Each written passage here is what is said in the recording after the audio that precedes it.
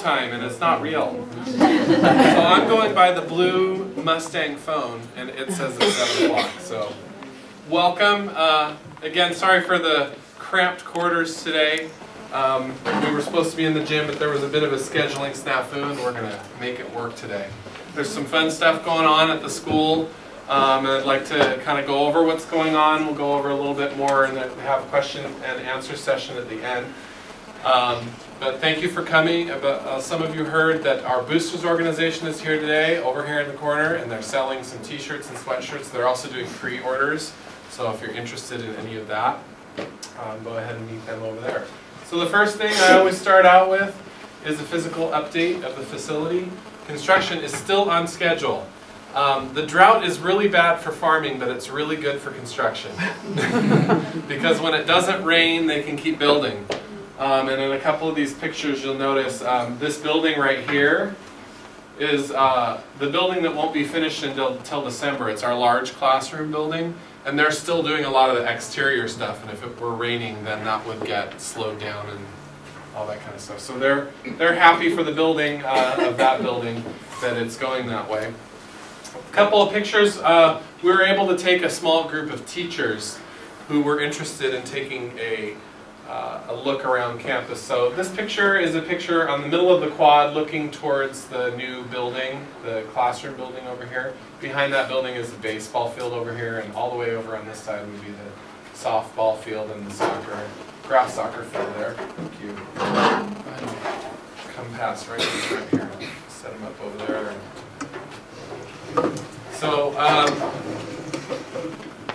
this is a picture on the main quad going towards the administration building that you see in the front, the one with the 2 big towers. And it's, you notice it's almost finished on the outside. You see these archways here? Along this entire building on the back is a covered porch that you can walk underneath. It's kind of cool. Place to eat lunch too if it's rainy outside. Thank you guys for getting those chairs. This is, again, kind of in the same spot, but looking the other way. This is the main entrance from the quad side to the gym. So you have the large gym here, and the small gyms on the other side, and the locker rooms over there. There's Mr. Bobo, our board members. Again, same spot, kind of looking out diagonally towards the back of campus here. And a good look at the entrance from the quad side of the administration building. So there's not much new that you can see going on outside. There's a lot going on the inside. What you didn't see on the inside is the texturing of the walls is happening. Classrooms are starting to look like classrooms. They're putting the drop ceiling in, so they're hiding all of the wires and lighting and fixtures and stuff like that. So it's starting to look like a real school. Many of you might have met our new vice principal as you walked in, Mr. Simas. He comes to us from Orville High School. He was a teacher there for 21 years. He taught English and Spanish. He was also, for the last several years, the intervention coordinator, so he has some administrative experience. And he jumped in this last week with both eyes open, and he really has taken up a lot of the slack that we need to have taken up to move forward. So he's a great addition to our team. In addition to that, we have been conducting athletic director interviews, and hopefully by the end of this week we will have identified an athletic director, and that's when those athletic meetings will start, where parents can come and you can find out about our sports and all that that's going on. Department chairpersons, hopefully we'll be hired by the end of January. We hope to start interviewing either next week or the week after. And then again, classified, I say this every time, a lot of people call and ask, when can I apply for the campus monitor position or the secretary position or whatever. Those will be posted more in March. And then fall sport coach postings will be determined by the athletic director as soon as they start. Question about translator postings? Say it again? Will translator postings will be announced? Translator postings. For the district? Yeah. They've already been posted. So they're available. All of our jobs are posted on a website called edjoin at edjoin.org. And so if you're interested in that, and I also usually when we post a new job, I also post it on our Facebook page, on our Twitter page. I try to get it out there far and wide. Okay, this is one of the most important and exciting parts about what's going on.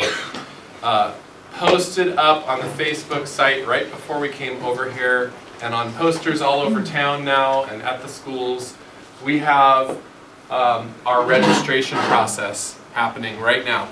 So I want to walk you through a couple of the websites that we've prepared for the new year. So the first thing is, many of you have already taken a look at the course catalog. It's in a Google document format, and it's really long to scroll through. So what we did was we turned that course catalog into a website, so it's easier for you to navigate. You notice it's the same. It's basically the same thing. There's links to our YouTube channel, our Twitter feed, and our Facebook site. And you can click on any number of things: guidelines for choosing a course, scheduling information and policies. All this is posted on our Facebook page. You can link to it from there, so you don't have to write any of the links down right now.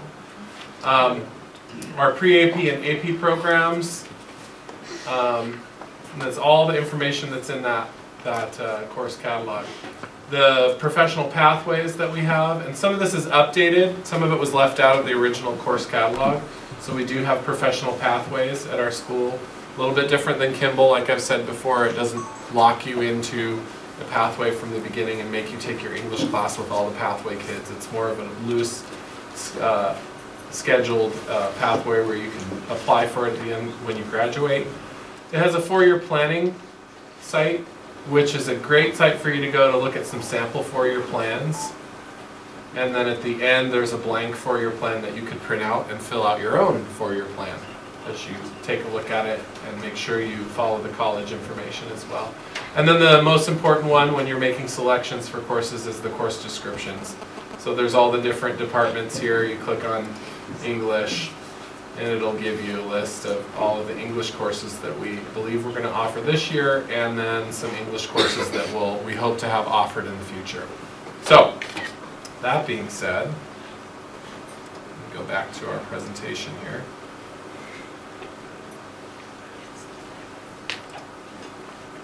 All right. So, there's a notice going home on the mail tomorrow. Oops. This is what it'll look like. It's coming home to you in the mail tomorrow. It should be to you by the end of the week.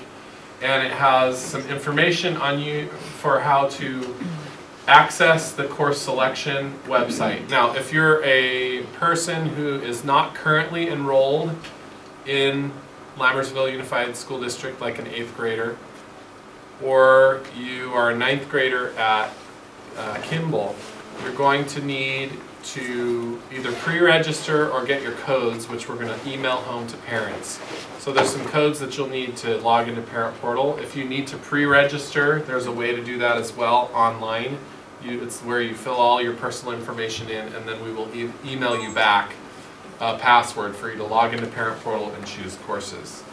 So let me just walk you through what that will look like. So you can either wait for that, or you can go online to the Facebook site, and there's a link to our online course selection website, which looks a lot like our course catalog because it is connected to the course catalog. So it's pretty simple. I'll walk you through one pathway. There's different questions here. Are you currently an 8th grader in Lambersville Unified School District? Are you currently a 9th grader that graduated from Lambersville Unified School District? Or are you a student who has never attended school? I'm going to pick that one because it's the most intensive one. So if you've never attended school, there's a video for you that yours truly, my voice is on there walking you through the pre-registration process so that you'll understand exactly how to do it. After you watch that video that's embedded right here on that site, you can go ahead and access the website to pre-register. And it's simple. It'll walk you through the whole process. I'm not going to do that right now. Then what you need to do if you're pre-registering a student, again, these are people who are not Lambertville Unified School District students, so if you already have a kid in the district, don't worry about it.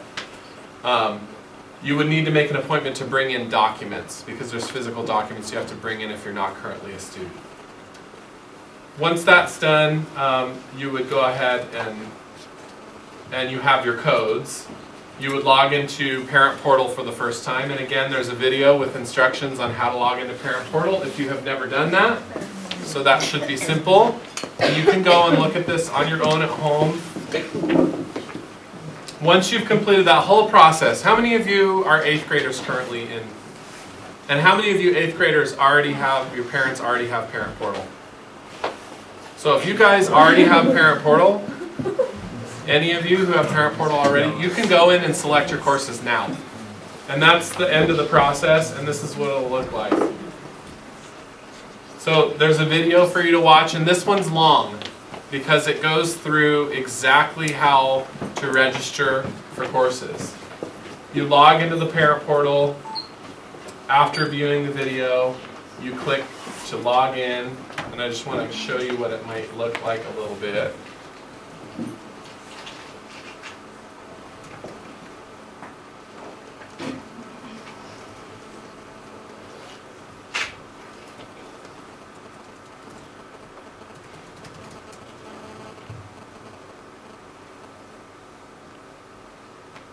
Okay, my student is Mickey Mouse, right here. We put him into the system so we can play around with Mickey and see.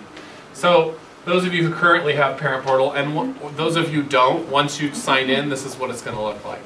Those of you who currently have Parent Portal, you'll actually have information here like grades and attendance and stuff like that. You're familiar with what it looks like.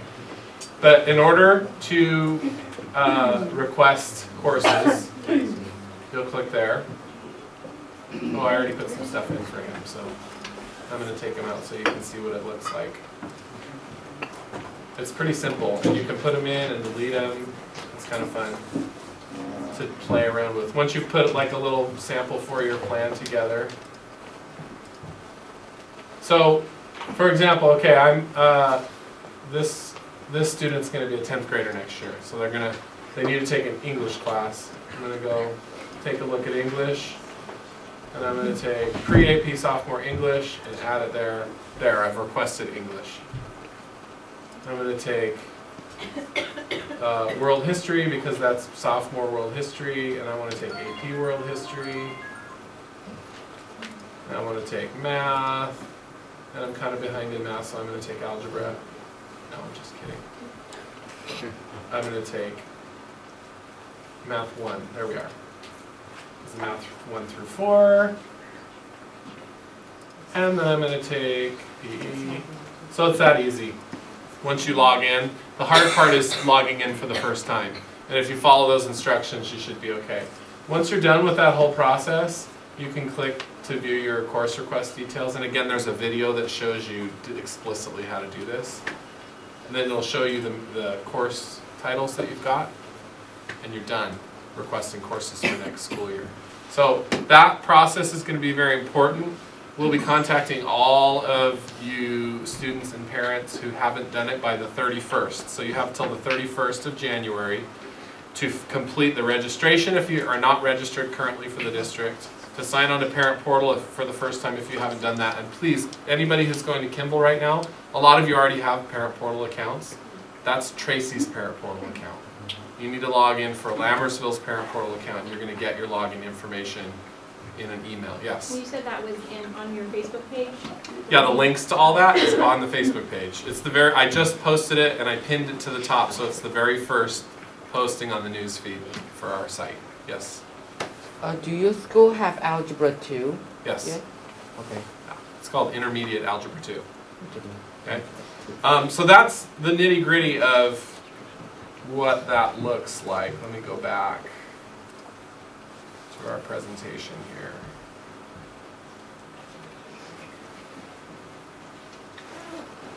If I can find it.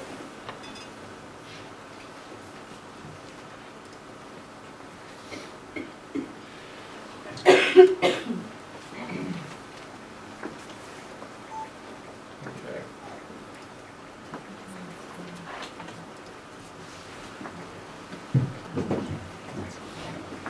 Okay. So just a little word on curriculum, because I know I see some new faces here. Those of you who don't already know, we're designing a very different program from what is seen not just in the Valley, but in any public school anywhere in the state of California and really across the nation. We're building our curriculum on a very technologically savvy way of putting curriculum forward. First and foremost, every one of our students is going to get one of these. It's a Chromebook. And this Chromebook is going to be, for the most part, their book, their notebook, their homework assignments, their planner, everything is going to be in here, and they will have very few actual books in their hands to carry. Can you imagine kids, students, instead of going to school and that heavy backpack, having this and maybe one or two other books and a notebook in your backpack? That's kind of cool. So that's number one. Number two is all of our teachers are going to be hosting their curriculum on something called a learning management system, and we've chosen Canvas as our platform for that. What it is, any adult in here has been through a college course recently that's online. You log into the system and it shows your class, and then it'll show you all the assignments that you have. It'll show you announcements for the class that are coming up. That system allows you to collaborate with other students in the class through online posts. And the other thing that is really great about it is, because we're so technologically forward and we're providing a laptop for every student, we're flipping our classrooms and we're flipping our school. And what that means is, the traditional model of education is teacher standing in the front of the class, lecturing to the class, assigning homework to go do the practice of what they've learned at home by themselves when they can make mistakes and practice it the wrong way. Flipping instruction means we are having teachers take the instruction that they give to students, putting it on videos and giving them sites to visit as they go home for homework. And when they come back to school the next day after exploring a piece of knowledge online, the teacher says, okay, now you're going to apply that knowledge in a project-based way. They're going to, create activities in the classroom where students are applying what they learned, and then the teacher is there to facilitate the learning in the classroom. So when kids make mistakes, the teacher can say, oh, let's work on this. And they can see that they're making mistakes, and they can target the students who need a little extra help. They can also see the groups that have got it. And they can say, great, you've got that. I've got this extra resource for you. Open up your Chromebook. I want you to investigate this and move forward. I want you to apply it at a higher level. So it really allows teachers to differentiate instruction for all students from the bottom all the way to the top, because they're more free to facilitate in a classroom as opposed to presenting to the mass student population in their classroom. It's a great way for teachers to really individualize attention on all of the kids, both the struggling learner and the accelerated learner. You had a question about that? Yeah, well, no, I was going back to the Chromebook, but sure. Can you buy your own laptop frame? Yeah, certainly. So I've had that question a lot. Kids are saying, well, you're going to give me a Chromebook, but what if I want to bring a MacBook to school? And my parents are willing to buy that for me. Sure, why not?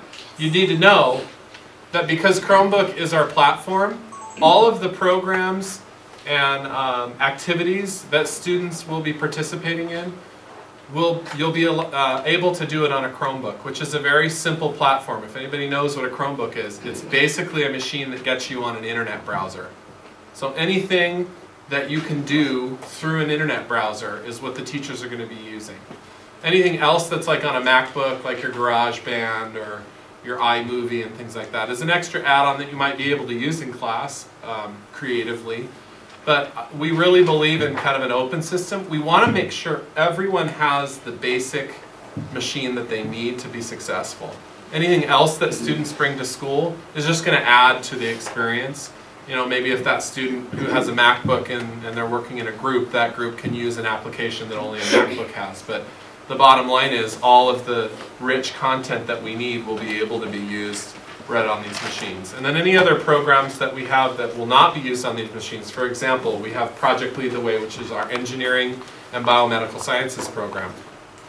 that program that we are instituting at our school for engineering and biomedical sciences has a computer lab that's attached to it that has 3D modeling software, Autodesk software, stuff that will not only be able to use for engineering, but will also be able to use for 3D animation courses, graphic arts courses, and really use it broadly for all the kinds of curriculum that we're going to be adding at our school as we grow.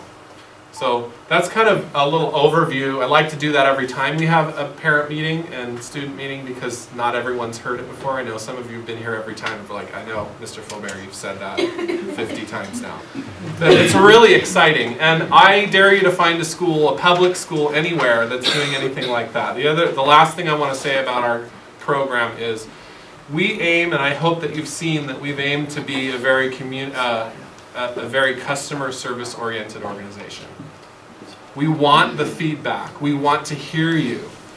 We know that in the past, especially in some school systems, that administration and teachers and counselors are behind closed doors, and they purposefully, it seems like they purposefully keep them behind closed doors so that you don't find out the secrets.